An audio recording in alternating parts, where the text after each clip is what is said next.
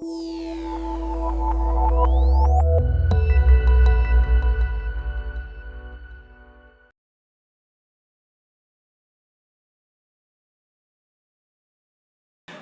let me set up the background. Stage of your startup business, pre-startup, startup and growth stage. Currently you are on the startup stage growth or growth stage company. You have done a proper serious homework on the opportunity, market size, customer, team, building technology, timelines, etc. You know what are your funding requirements as of now, and what are the milestones you want to achieve by using this money. What slice of pie you want to give away to the investor, what kind of equity or what kind of percentage you want to give away to the investors. You have successfully pitched angel investor, and you have been able to convince him to cut the first check. So assume that you have done required homework, you have reached your discussion with the investor up to that stage, and now both of you have mutually agreed that okay fine, we are ready to go ahead, and now investor is ready to issue a check, but before that he is going to give you a term sheet, right? You are not going to get check upfront, so he will give you a term sheet, right? And that term sheet, how exactly we are going to decode, that's what we are here for. So typically the statement what you hear from the investor is like this, that so from your end you would get that okay, we need some value, that is excess crore kind of funding which will have runaway of YY years or months, and we will give ZZ of equity.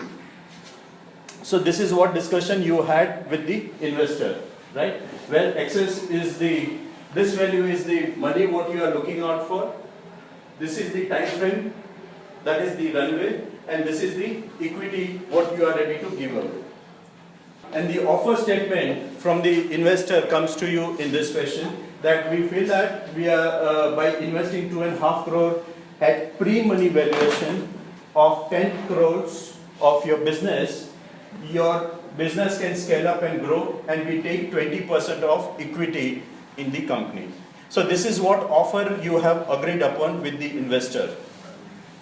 2.5 crore rupees money, that is the funding value what you are taking back in your company, at the valuation of 10 crore rupees, that is pre-money valuation, that is before investor puts in money, what is the valuation of your company he has arrived to, that value is 10 crores, and against this you are giving away 20% of equity. So before parting this equity with the investor, assume that there are two founder members, each of you are 50-50% party to the company. This is what is your, before you take money from investor, this is what is your present situation. Once the investor comes, you are giving away 20%, so both of you are left with 40% each. Fine, so deal done, and you are getting a term sheet from the investor. So this is what is the background. Now let's look at the term sheet, how it looks. So there was one question whether term sheets are negotiable or not. So it's a non-binding agreement which happens between promoters and investors, setting forth a target of basic terms and conditions under which the investment is going to be made. Right? This is non-binding. It's like, you know, when you are interviewing people, right, for placement in your company, and you issue offer letter. With that offer letter, he may come, he may not come back. Right? It's kind of offer letter what you are issuing. So similarly here, it's a non-binding agreement between promoters and investors. It highlights the high-level points which you have agreed upon, right? And based on this term sheet, your final shareholders agreement is going to be drafted. So what are high-level points which are listed over here in this term sheet? right? This high level points will be reflected on your actual shareholders agreement. So that's what I mentioned. SHA is formalized bidding agreement governing the relationship among the promoters, investors, and the company. So, as I said, it's a kind of offer letter what you are getting from the investors, right? And you have certain timelines given across to you, maybe 30 days, 45 days, whatever, right? By which you have to complete the entire process of funding at initial stage, what are things are required, due diligence and so on, right?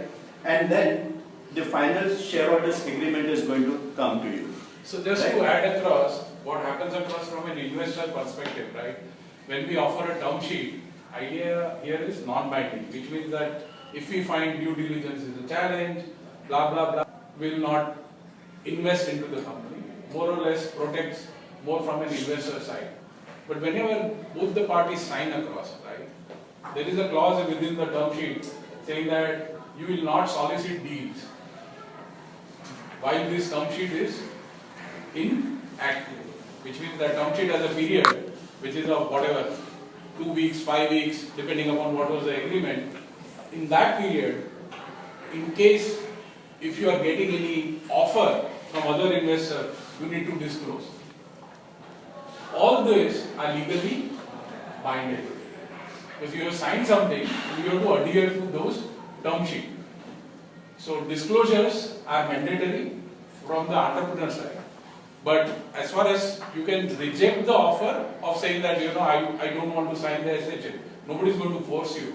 But if you get any offer or you go out and solicit deals when the term sheet is in vogue, then legally you are violating the terms.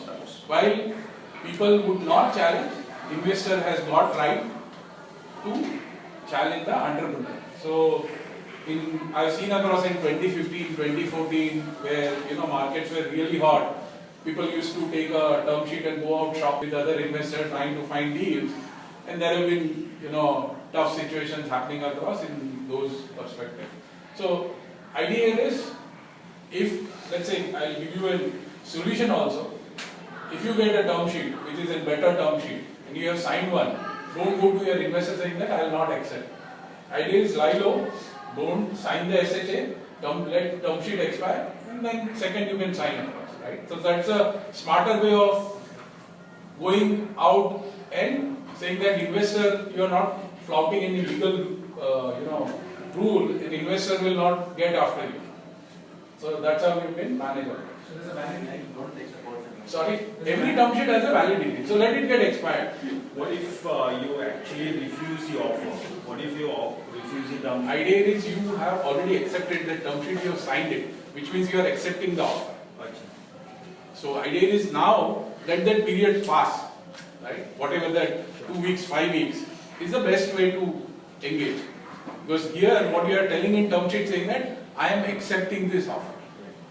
So basically you are accepting the offer, right? And the due diligence process starts, and during the due diligence process, right, if there are any issues or any challenges which investor feels that this is going to be really tough to take the investment cycle to the next level, right? Investor has rights to discontinue that particular transaction. So even reading the term sheet is important. While it is a non-binding, reading term sheet itself is important before you reach to the SHA level. But yeah, sometimes when the term sheet is signed, a check is also given. So sorry?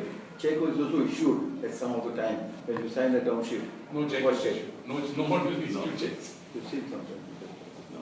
I doubt any investor who is doing regular deals will do that.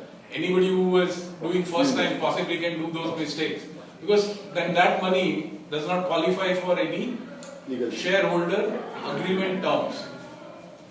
Yeah, usually is the due diligence and the non-binding one-sided, or it is on both sides? You are not going to due diligence investor. He is putting in money. So investor is putting in money, investor is going to perform due diligence on your company, on promoters. So one by one. Yeah.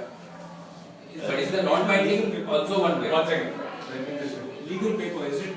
It's never on a legal paper, or it can be on a It is not on a legal paper, but you have signed across an agreement saying that you will honor that MOU, which is saying that I am accepting this offer, and in that there is a line which mentions across saying that if you get any other alternate offer, you are supposed to do a disclosure to the investor, saying that you got this offer. You are not supposed to go out and solicit other offer. That is also mentioned. Does it mean it is legally binding on the company and not on the investor until the validity For- of that term sheet? For that particular clause. Okay. For that particular. Secondly, this is not a binding agreement, which means you have to accept the money, because it's not a shareholder agreement. But for that period, you have to honor that term that you will not go out and solicit. Right? So I gave you an, escape route, right? Saying that you take the offer, wait for the term sheet to expire, then take that second offer. So that's the smarter way of going, or going to the investor and saying that I have got an alternate term sheet.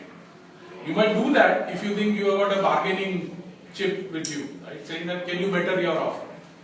But in this case, if I am not soliciting any new investor, but some other investor is approaching me, Then also you so have if to I am disclose. disclosing it to the existing with whom I am Right, you can disclose, and if he is okay with it, he will up the offer, he will say no, let's close this.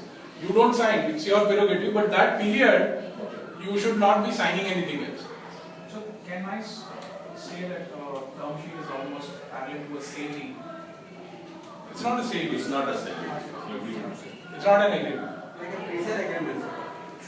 It's just an It's MOU. an MOU, it's just an MOU, and only for this particular, 45 days or whatever, few weeks closed, where as a promoter you have to bind yourself that you are not going to take that offer sheet with somebody, some other investor, and say that, okay, fine, I've got this offer, do you have any better deal? Vice versa, in case if investor comes and says that I've got a better deal, right? And then in that case, you have to go back to your existing investor who has given you offer, saying that, okay, this is what offer I have received from so-and-so investor. And if he is ready to match up with that offer, it's good for you. But tell me, just logically, in the unlikely event of aircraft landing or whatever, if the investor is caught up in an income tax case, something that's not good for my company's reputation, what rights do I then have to say? Just wait for that thing to Yes, that's expire, same. that's all. Okay. That's all. There is nothing to walk away. So typically, like, Even investor will walk away in the same manner. Okay. see, so when term sheet is coming to you, probably this kind of situation is known to you before signing term sheet. So it happens immediately. Yeah, Right? Even if it happens immediately, you wait for that 45 days or 30 days period, and then you refuse So that.